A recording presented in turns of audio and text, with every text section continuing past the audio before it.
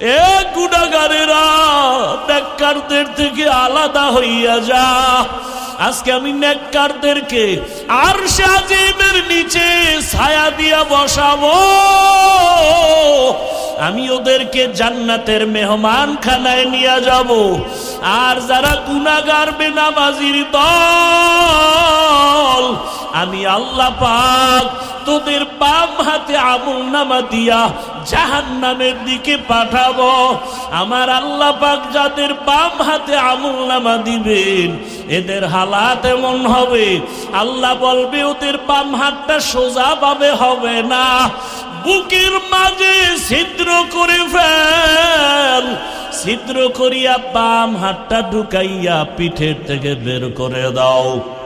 পিঠের থেকে বের করিয়া পিছনের হাতে যখন আমলনামা দিবেন, আল্লাহ বলবেন ইকরা কিতাবাকা কাফা বিনাফসিকাল ইয়াউমা আলাইকা হাসিবা। ও আল্লাহর বান্দারা, আজকে আমার এত সম্মান, দুইটা চক্ষু বন্ধ করে ফিকির করো রে বাবা। আজকে আমার ডানে কত মোহাব্বতের মানুষ, বামে সামনে পেছনে অভাব নাই, কিন্তু বাবা একদিন তো আমার এই সব সারিয়া বিদায় হয়ে যেতে হবে।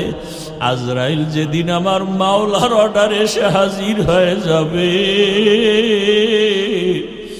আমার গায়ের জামাটা প্লেট দিয়া কেটে কেটে রেখে দিবে। আমার হাতের ঘড়ি আর একজনের হাতে চলে যাবে রে বাবা। আমার আপন বন্ধুটা মোবাইল নাম্বারটা কেটে ফেলবে। আমার আপন জনেরা কাঁদবে, আর বাবা বলবে তাড়াতাড়ি কাফন কিনে নিয়ে আসো। ইমাম সাহেবকে বলবে জানাজা না দিয়া যাইও না, আমার সন্তান দুনিয়াতে বাঁচিয়া নাই। ও আমার কলিজার যুবক বাবারা, দুনিয়াতে তো রং তামাশার পেছনে কম ঘুরলা না, মনের মতো পার্কে দৌড়াইলা, মনের আশা পূরণ করিয়া সারা রাত মোবাইলে গুনাহ করলা। ওরে বাবা, তুমি সারাটা জীবন দাড়ি কাটলা, নামাজ ছাড়লা, একবারও চিন্তা করলা না কোন দিন আজরাইল এসে ধরিয়া বসে। ওরে আজরাইল এসে যদি হাজির হয়, মা কান্না করেও ধরে রাখতে পারবে না, বাবায়া ধরে রাখতে পারবে না।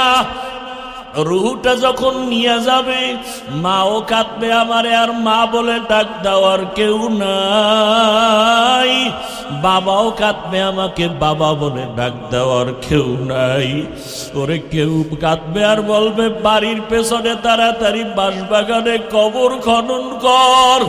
কেউ বলবে তাড়াতাড়ি গরম পানি কর, মশারি টানা, জীবনের শেষ গোসল দেওয়া হবে। ওরে তোমার আমার লাশটা ঘর থেকে টেনে টেনে নামাইয়া গোসল দিয়া সাদা কাফনের প্যাকেট বানাইয়া যখন জানাজার খাটে উঠাবে, জানাজার ময়দানে নিবে, জানালা দিয়া মা কান্না করবে আর বলবে আমার বাবারে কই দাও, আমার বাবারে কোথায় দাও, একবারের মতো একটু চেহারাটা দেখাও। শেষবারে আমার বাবার চেহারাটা দেখি। ও যুবক বাবা, একবার মা দেখবে আর দেখা হবে নাই, শেষ। এবার জানাজা পড়াইয়া কবরের দিকে রওয়ানা। কই মা, কই বাবা, কই বন্ধু, কই আমার আপনজন কেউ নাই।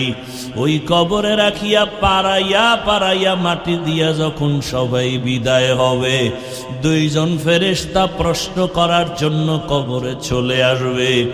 আমার বান্দা যখন নামাজ না নিয়া গুনাহগার হইয়া কবরের বিছানায় যাবে, তখন বান্দা একটা জবাবও দিতে পারবে না। নবী বলেন তখন ওই গুনাহগার বেনামাজিরা ওরা শুধু আফসুস করবে আর বলবে হা হা লা আদরি, আফসুস আমি কিছুই জানি না, কিছুই জানি না।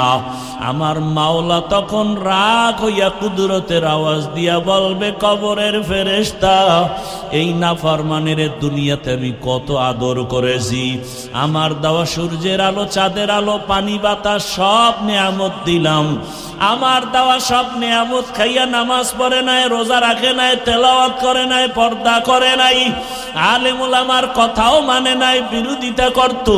এখন আর ছাড় দেওয়া যাবে না, সুযোগ দেওয়া যাবে না। আল্লাহ বলবে ফেরেশতা কবরের সাথে জাহান্নামের সাথে রাস্তা করে দাও, জাহান্নামের আগুন কবরটা ভরিয়া যাবে। কবরের ভেতরে সাপ। আমার আল্লাহ কুদরতের আওয়াজ। গালি আসলে কোনো গালি না। তোমার মাও রাধুনি, আমার মাও রাধুনি। কথা বলেন, সবার মা রাধুনি না? রাধুনির বাচ্চা, এটা গালি? শুনতে মনে হয় গালি। কলারটা ধরে বলবা এই রাধুনির বাচ্চা। আমি দাঁড়িয়ে রাখতে পারি না, নামাজ পড়তে পারি না, কিন্তু আমি আল্লাহকে ভালোবাসি। আমার আল্লাহ, আমার ইসলাম, আমার কোরআন, আমার রসুল, আমার ওলামা, এদের ব্যাপারে কথা বললে চামড়াটা তুলে ফেলবো। ভয় পাইতেছেন? এমনও ভয় পাক। তা জুলাই স্বাধীন করলেন কি আজীব না? একটু ভয় আছে। যদি ভয় নাই না, একটু তো ভয় লাগে যদি আবার পাথর মারে, যদি আমার সন্তানকে গুম করে,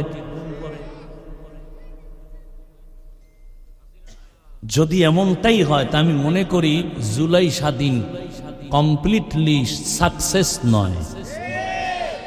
যেই সফলতা নিয়ে আশা করে স্বাধীন হয়েছে সে সফলতা আসেনি। আসছে?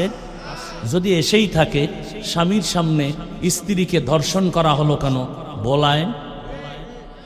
বাবার সামনে মেয়েকে ধর্ষণ করা হলো কেন বগুড়ায়? বোঝা গেল স্বাধীন কামিয়াব হয়নি। নতুন করে প্রস্তুতি নাও, আর একটা স্বাধীন করতে হবে, চূড়ান্ত সফলতার স্বাধীন। যেই স্বাধীন হলে মা নিরাপদে থাকবে, বোন নিরাপদে থাকবে, স্কুল নিরাপদ, কলেজ নিরাপদ, হিন্দু নিরাপদ, খ্রিস্টান নিরাপদ, ব্যবসায়ী নিরাপদ, চাকরিজীবী নিরাপদ, আলেম নিরাপদ, ছাত্র নিরাপদ। ওই স্বাধীনতার জন্য প্রস্তুতি নাও, আর ওই স্বাধীন হবে চূড়ান্ত সফলতার স্বাধীন, আর ওই স্বাধীন হবে একমাত্র ইসলামের স্বাধীন। কিসের স্বাধীন? আমার কথাগুলো কি উল্টা পাল্টা? ধরায় দাও, এখন কানে ধরে উঠবস করব। কোন দলের পক্ষে বিপক্ষে বলেছি? আমার মূল কথার মূল কি? ইসলাম। আমি ইসলামের পক্ষে বলতেছি, আমার রসুলের পক্ষে বলতেছি, আমার আল্লাহর পক্ষে বলতেছি, আমার কোরআনের পক্ষে বলতেছি। আচ্ছা, 20 বছর মাদ্রাসায় পড়ছি। কয় বছর? আরো বেশি পড়া যায়। পড়ছি কত? 20 বছর। এখন তো আরো স্বর্ণেও পড়া যায়। 20 বছর কেমনে বিছনায় প্রস্রাব করি, সেই থেকে বাড়ি মা বাপ সাইরা মাদ্রাসায় আসছে, কষ্ট করে করে লেখাপড়া করছে। কি কষ্ট, এটা বিবরণ দিতে গেলে চোখে পানি চলে আসে। এখন তো একটা জামা পরছি, কালকে আর এটা পরবো না। এক গেঞ্জি আজকে পরছি, কালকে গেঞ্জি আর গায়ে আসবে না। টুপি প্রতিদিন একটা, রুমাল প্রতিদিন একটা, লঙ্গি প্রতিদিন একটা। আর সেই সময়ের এক জামা 150 টাকায় কিনা 2.5 বছর পরছি। এক লঙ্গি ছিঁড়ে গেছে, সেলাই করে পড়ছে। ভাত খাইছি বোর্ডিং এ, 2 বার ভাত দিত, আদা বাটি, সকাল 10টায় আর আসরের পরে। তরকারি কি? পাতলা ডাইল। আর তরকারি সাথে কি? আমার মা বাড়িতে গেছি 4 মাস আগে, তখন প্লাস্টিকের ডিব্বায় পোড়ামরিচ গুঁড়া করে দিছে।